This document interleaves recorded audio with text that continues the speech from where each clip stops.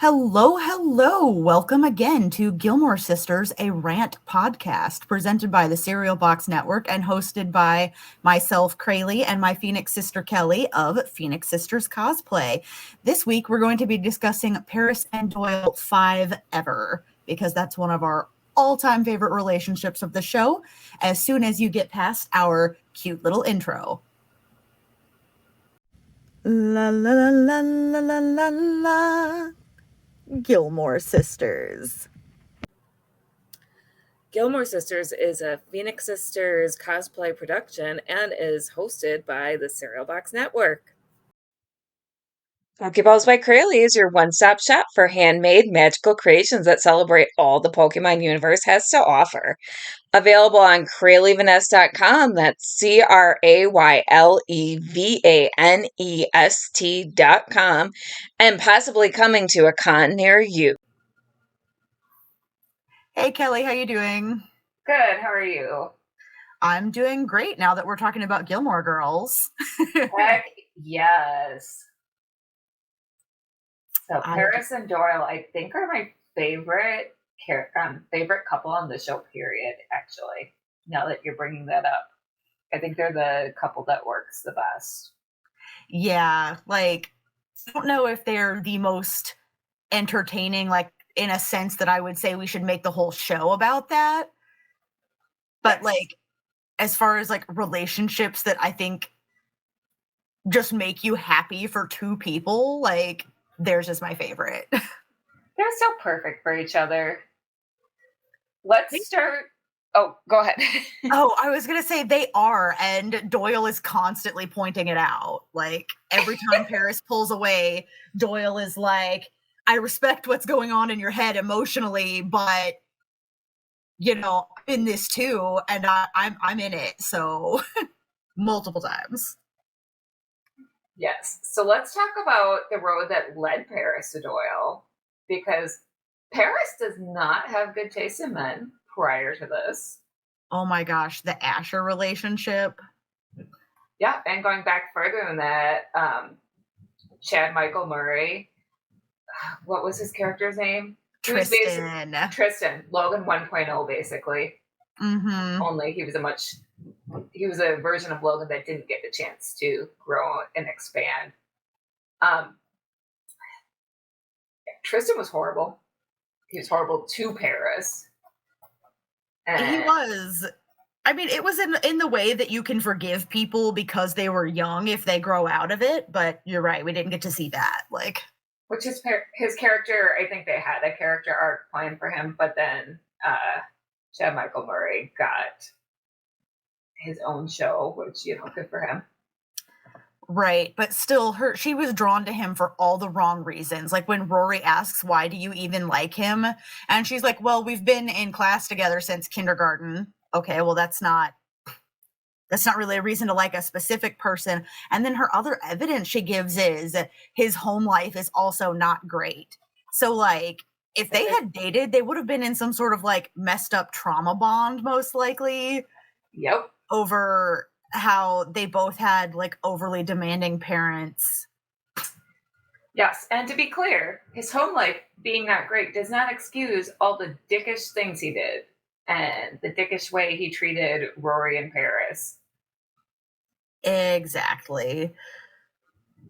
But he did look like Chad Michael Murray, so I can understand why a teenage girl would be blinded by that. Yeah. And be like, I can fix him. Side note, I love that Rory hates him for a long time. Me too. It's the one case of Rory showing good judgment when it comes to cute boys.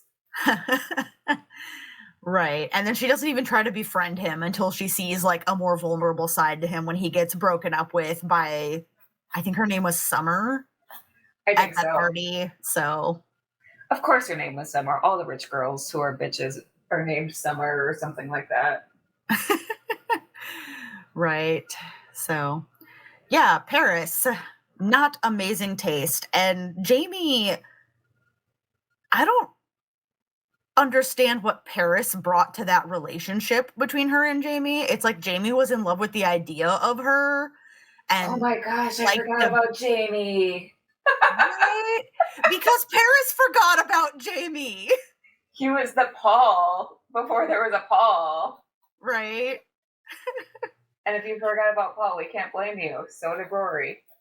And everyone else.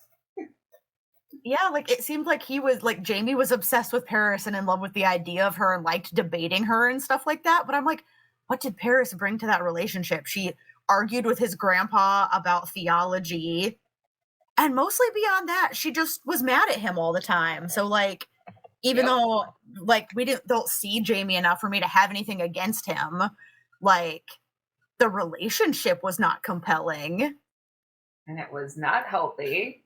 He was probably not a good fit for her. And it just kind of seemed like she liked him because he liked her, which is something she does not fully grow out of by the time she gets together with Asher, which gross relationship. We'll talk about that in a minute.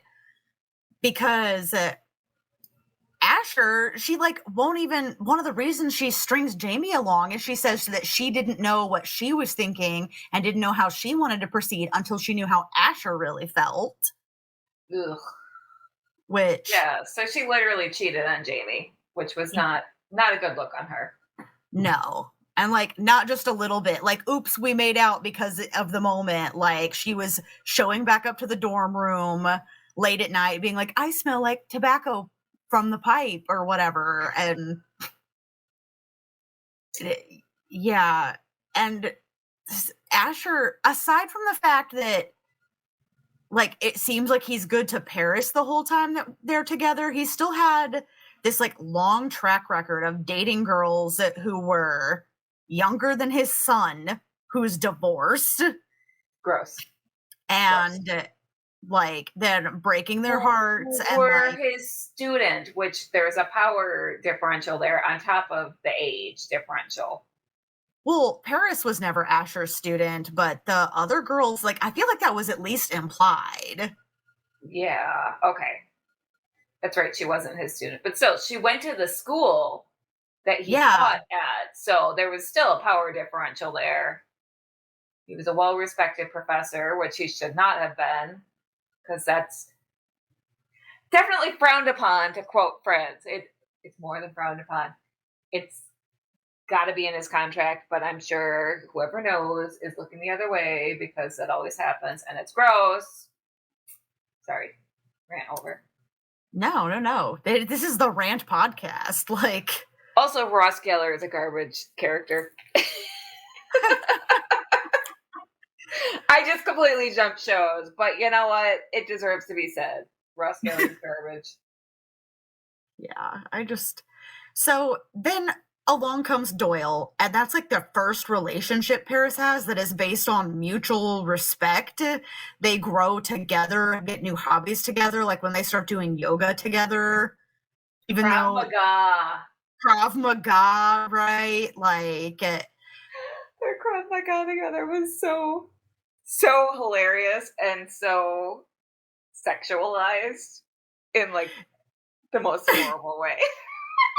They made up that, or Krav Maga is way kinkier than I thought it was. And Rory's just nope. I don't want to know. Same but Rory.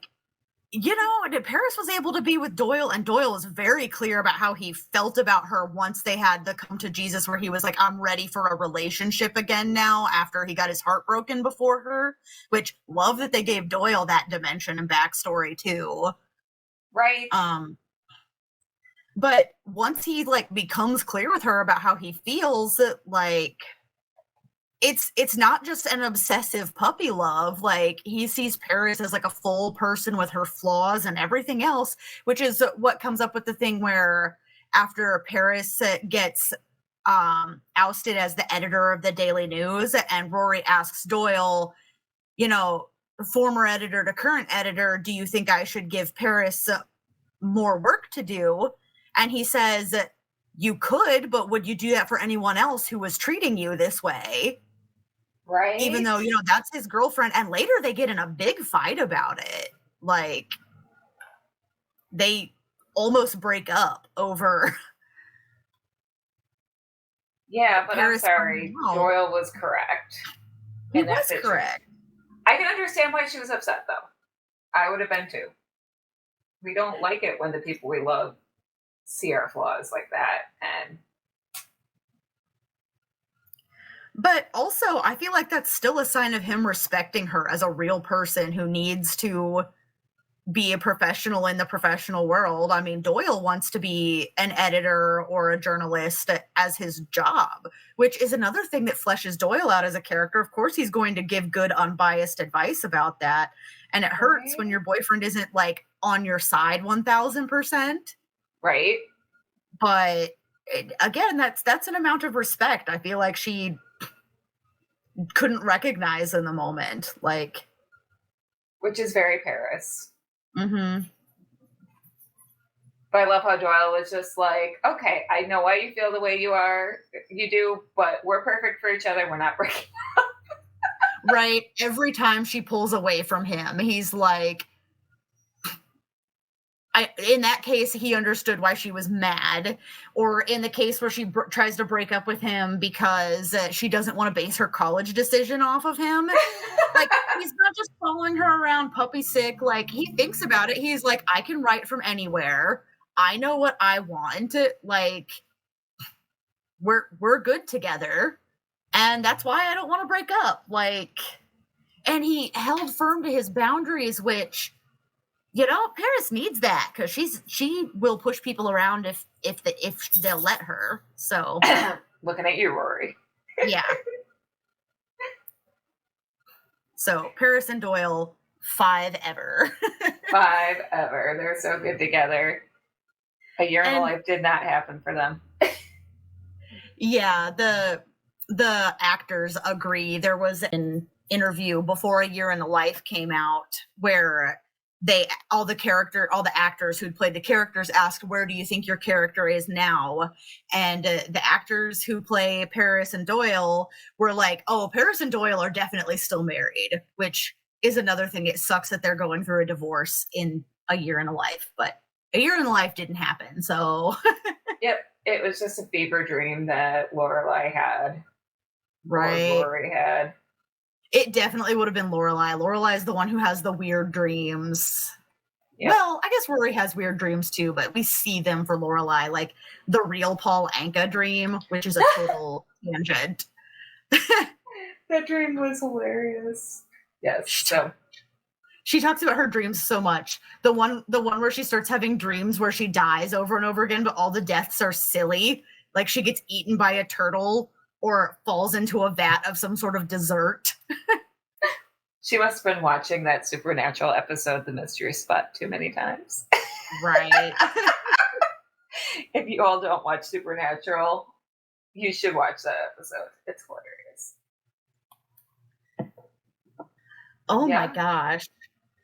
This is completely unrelated, but I just thought of another reason that everyone in Stars Hollow is vampires. Lorelai being able to smell snow. She can't actually smell snow. She has vampire prophecy foresight and doesn't know it. Yes. Yeah, maybe none of them actually realize they're vampires. So how do they not realize that they're... I mean, are they vampires that don't have to survive on blood? Maybe. They're vampires that survive on junk food? I don't know. I don't know. If you're just tuning in for the first time to this episode, that's a common thread that keeps coming up where we're like, this or that would only make sense if they're just vampires. We're going to do like an episode cataloging all of our vampire thoughts in the future. So if you heard me typing just now, Gilmore Sisters vampire thoughts. Clack, clack, clack. Okay, I get this. I have an idea. They're vampires that survive on drama. That's what they feel. Ha ha. Yeah, that would explain all the weird secret keeping too, which is going to be its own episode. People, except Paris, like Paris is not a big, huge secret keeper aside from even her affair with Asher. She wanted to keep it a secret and instead was like, so I was out so late, just like wanting Rory to figure it out. And Rory's like, no, I don't want to figure it out. I don't want to know what you were doing or where you were or with who, and especially who. Yeah, where he's like, no, I don't want to be in on this. I don't want to have to keep this from Jamie. I like Jamie. I like Jamie for you. I think you're being an asshole. Which she was. But again, that's why she needed somebody like Doyle, who, one, had a bit of a rough side to himself sometimes too, but also someone who wasn't gonna be pushed around. Like, yep. When she's an asshole, he just like, okay, well, logic and facts. Which is, yeah, that's absolutely what Paris survives on. But he still meets her where she's at too, like getting on a, before they were even officially dating, when Paris was mad that they hadn't defined the social aspects of their relationship yet, Doyle got on that phone call with Terrence, the life coach, even though he made it clear that that's not how he would prefer to settle things. He was like, I don't know why we can't discuss this on our own. And she was like, because we can't. And Doyle's trying to tell Paris something, and Terrence is like, speak into the phone, Doyle. I loved Terrence, the life coach. He was funny. I loved Terrence too. You're so far behind in your pretty thoughts journal. Yes, I have neglected thinking pretty, but I should hardly be penalized for the time you spent in court-mandated rehab. And he's all like, I hurt my back. It was a prescription. Like, just Paris. Something I love about the show too, how they create a whole scenario and just a couple of lines of dialogue. You're like, where was Terrence all this time? Oh, okay, that's what happened. Like, poor Terrence. Yeah. So yeah, I think that's basically it. Do you have any more thoughts on Paris and Doyle and why they're perfect for each other? I mean, I guess we can always ask the audience if they have thoughts on, who their favorite Paris boyfriend was and how they're wrong if it's not Doyle. Yeah. If it's Asher, y'all, we're gonna look sideways at you. We're gonna be concerned for your mental and emotional health and support you through it, actually, after the sideways glance. That too. Yep. That's what we do on this show. Yep. Also, let us know if there's anything you want us to address in future episodes, or any weird theories you have. Why do you think the people from Stars Hollow seem to live forever? Why do you think the people from Stars Hollow have a cult around Rory? Oh my gosh, yes. It's so creepy. It's so creepy. I'm not even sure if it's worth doing an individual episode on, because it's going to come up so much in all of our other episodes. Is it a Truman Show situation? I feel like it's a Truman Show situation. Maybe. Oh my gosh. Add that to the theory list. All right. Well, I think that's our episode. Yeah, that is our episode. If you'd like to support this podcast, get more episodes of it, get better sound quality for it, or in general, make it so that Kelly and I have more time to binge Gilmore Girls and come up with weird theories, you can support the Gilmore Sisters podcast and all other Cereal Box Network shows at buymeacoffee.com/cerealboxpod. Until next week, y'all. Bye. Bye. One nightmare destroyed Aidan O'Donnell. Aidan Gray, aka Scorcher, was born out of those ashes. The Forces of Nature trilogy is about the destructive powers of having superpowers that you don't understand and can't control. It's about redemption, about finding love and finding yourself. You can find the first two books, Scorcher and Thin Ice, online wherever books are sold. You can also pre-order the upcoming audiobook for Scorcher at www.kellyguentner.com. That's www.KELLYGUENTNER.